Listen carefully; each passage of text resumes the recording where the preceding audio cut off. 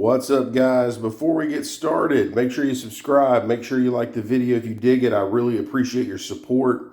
And this is another super rare Washburn N4 Nuno Bettencourt Signature. Or is it? This guitar actually started its life out as a N24 import guitar.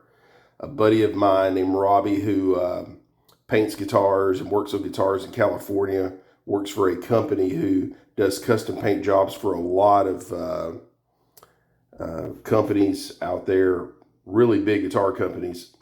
He shared a picture of this guitar on one of the Washburn N4 Facebook groups, and it was just the body and the neck, and it was that Paduke stain. He said, hey, I'm going to paint this thing. What color should I paint it? Everybody's chiming in. They're saying, matte black. That seems to be a popular thing these days with Nuno guitars. A couple people said blue. I jokingly said Shell Pink with cream Bill Lawrence pickups, because I've got a friend of mine who painted his N4 Shell Pink and it looks awesome. Anyway, about 2 hours later, Robbie sends me a picture of this guitar fully painted and said, hey, do you want white logos or do you want black logos? And I said, I think white would look good. So he puts these white Washburn Nuno Bettencourt Stevens extended cutaway made in the USA logos on it. A couple days later, he gets the pickups. He puts it in there.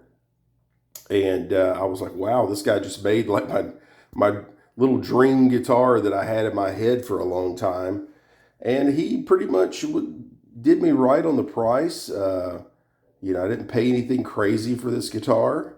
And it has a Bill Lawrence L500XL in the bridge. And I think this is a Bill Lawrence L500R in the neck, which sounds really great, really phenomenal.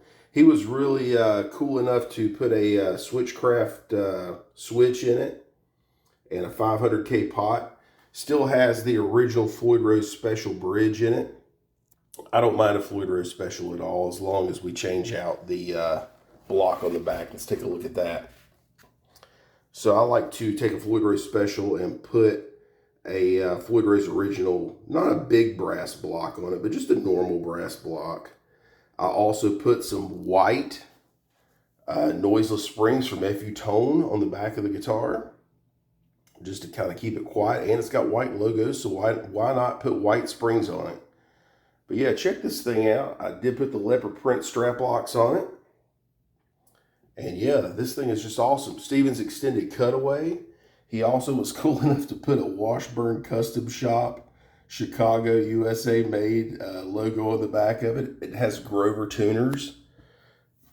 This particular guitar has got a pretty heavy, I think I would probably call it satin, but it's got a pretty heavy gloss on the back of the neck. I'm not going to sand it off like another guitar that I have that I'll be posting about here shortly. I'm going to leave that alone. I want this thing to look as original as possible. But yeah, it just turned out phenomenal. It's a killer guitar. It's awesome. It sounds great. And I'm going to post a video of me just kind of jamming around on all of the N4 guitars I've got. I've had probably 4 of them just fall in my lap here in the last week or so that I plan on keeping. They're not ones that I plan on flipping. I'm kind of gotten out of that. Typically everything that I buy now is something that I plan on keeping, unless one of my collector friends in Florida decides that he wants something worse than I do. But yeah, I mean, this thing just looks great. Look at the paint job on this thing. He just did a perfect job on it, and it is a matte finish, and it just turned out beautiful. So yeah, this is my Shell Pink Washburn N4 with cream Bill Lawrence pickups. Or is it? Like I said, some people will argue that this is still just an N24, but I think we made it a little bit cooler than it originally was. I think it's a little bit cooler than an original N24. And yeah, I just love this guitar. It plays and sounds great. An N24, especially if you get one of these newer ones, they're very Davies inspired. If you saw the covers on the back, they're all rounded off like a Davies. The other thing that's really cool about them is they have a really super low profile. Look how low that trim is down the body.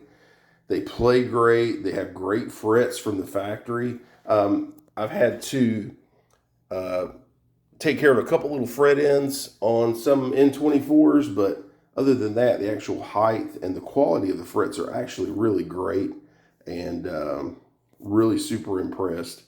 So hope you guys enjoyed the video. Like I said before, make sure you subscribe. Make sure you like the video if you dig it. Appreciate the support, and we will see you next time.